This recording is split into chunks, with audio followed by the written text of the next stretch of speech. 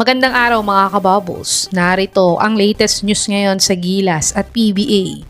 Calvin Abueva, tuloy na ba sa Converge Fiber Xers? At Emmanuel Ejesu, inaming dapat ay Indonesia ang makakaharap nila sa gold medal game at hindi ang Gilas Pilipinas. At Thailand star bigman Chanatip Jakrawan, gustong mag-import sa PBA at makaharap si Junmar Fajardo.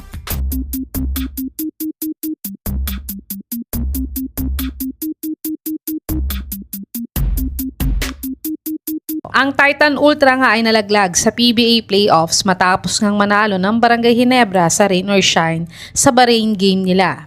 At kabaliktaran naman ito ng sa Converge dahil sila nga ay nakapasok sa top 4 na may twice to beat advantage sa PBA playoffs na makakaharap ang Barangay Ginebra sa Pasko. Pero sa kapapasok na balita nga, ayon sa legit source na Spin.ph ay nilagay na nga daw ng Converge si Alex Stockton sa trading block nila. Ito ay matapos ngang bumagsak daw ang laro niya buong conference.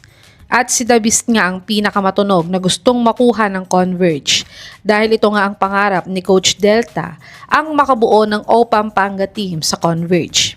Sa tingin nyo mga kababos, okay ba sa inyo na si The Beast ang magiging kapalit ni Alex Stockton sa Converge? I-comment nyo na po yan sa baba.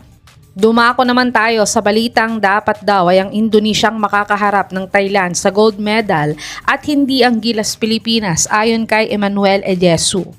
Muntik ngang matalo ng Indonesia ang Gilas sa semifinals match-up nila. Dahil gaya ng sa Thailand ay talagang niluto din ang larong ito. Buti na lang at nanalo ang Gilas dito sa score na 71-68.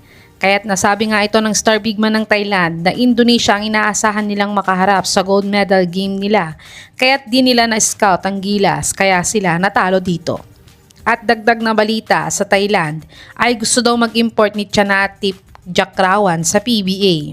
Ayon nga sa interview sa kanya sa TBL ay open siya mag-import sa PBA kung may mag-o-offer sa kanya. At dagdag pa niya ay gusto niya daw makaharap ang 9 times PBA MVP na si JMF at ang mga magagaling na big men sa Pilipinas upang mag-improve pa daw ang kanyang paglalaro. Sa tingin niyo mga kababos, kakayanin kaya ni Jakrawan si JMF at iba pa nating big man sa Pilipinas pag magkaharap sila? I-comment niyo na po yan sa baba.